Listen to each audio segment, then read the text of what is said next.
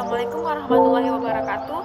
Perkenalkan, nama saya Andi Nurfadila Maulidia dengan NIM Gedol 11241061. Saya dari program studi agroteknologi.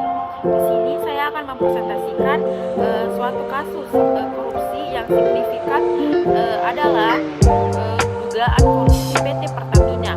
Dan di sini saya juga akan menyampaikan perspektif saya sebagai ketua KPK.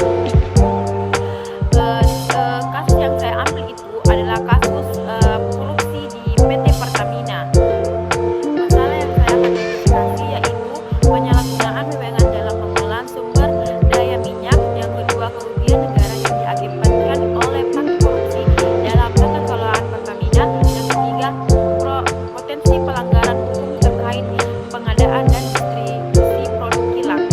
Adapun pihak yang terlibat, yang pertama itu pejabat tinggi di PT Pertamina, yang kedua kontraktor yang terlibat dalam kontrak kerjasama, yang ketiga anggota legislatif yang mungkin terlibat dalam pengawasan dan pengesahan kebijakan.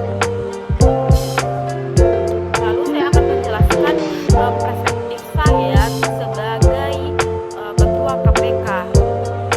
Peran penting KPK.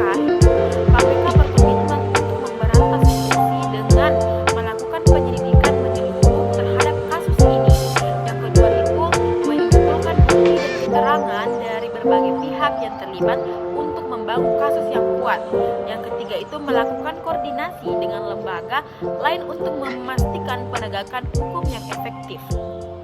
Yang kedua, melakukan pendekatan penanganan dengan menerapkan strategi pencegahan dengan meningkatkan transparansi dalam pengelolaan sumber daya, mengedukasi masyarakat dengan pegawai negeri tentang bahayanya korupsi dan peningkatan integritas.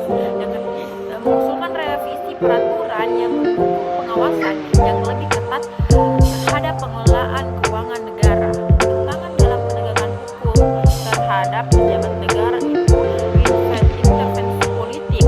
Pejabat negara seringkali memiliki dukungan politik yang kuat yang dapat menghambat proses hukum, dan partai lembaga politik atau kelompok kepentingan dapat mempengaruhi keputusan penegakan hukum.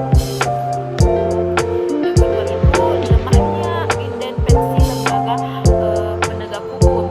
Lembaga seperti KPK seringkali menghadapi tantangan dalam menjaga independensi dari pengaruh eksternal.